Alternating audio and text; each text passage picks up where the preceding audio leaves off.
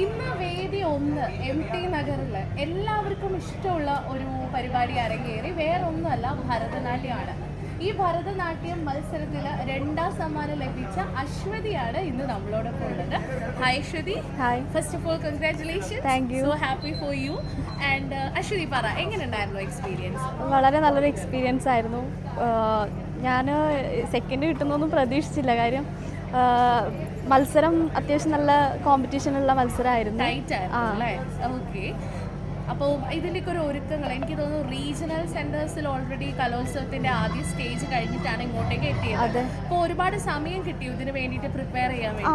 അത്യാവശ്യം സമയം കിട്ടിയിട്ടുണ്ടായിരുന്നു. ഓക്കെ. അപ്പോൾ ഇതിലേക്കൊന്ന് വരാനുള്ളൊരു ബുദ്ധിമുട്ടൊന്നും ഉണ്ടായിരുന്നില്ല. അശ്വതിയുടെ സ്ഥലം എവിടെയാണ്? അശ്വതി എന്താ ചെയ്യുന്നത്? സ്ഥലം പാലക്കാടാണ്. ഞാനിപ്പോൾ MA ഹിസ്റ്ററി സ്റ്റുഡൻ്റ് ആയി. MA history student. എങ്ങനെ പോകുന്നു പഠനമൊക്കെ? കുഴപ്പമില്ല, നന്നായിട്ടില്ല. ഇങ്ങനെ ഒരു കലോത്സവത്തിനെ കുറിച്ച് എന്താ പറയാനുള്ളത്? ഓൺലൈനായിട്ട് ഡിസ്റ്റൻ്റ് ആയിട്ട് പഠിക്കുന്ന കുട്ടികൾക്ക് അവരുടെ കലാപരമായിട്ടുള്ള കഴിവുകൾ പുറത്തേക്ക് കൊണ്ടുവരാനുള്ള ഏറ്റവും നല്ലൊരു ഓപ്പർച്യൂണിറ്റി എങ്ങനെയാണ് അശ്വതി കാണുന്നത്? അതെ, ഇത് വളരെ നല്ലൊരു കാര്യമാണ്. കാര്യം എന്ന് വെച്ചാൽ പ്രായമായവർക്കും അതുപോലെ ചെറുപ്പക്കാർക്കും പ്രായഭേദമന്യേ നമുക്ക് പ്രോഗ്രാമിലൊക്കെ പങ്കെടുക്കാൻ പറ്റുന്നുള്ള വളരെ നല്ലൊരു കാര്യമാണ്.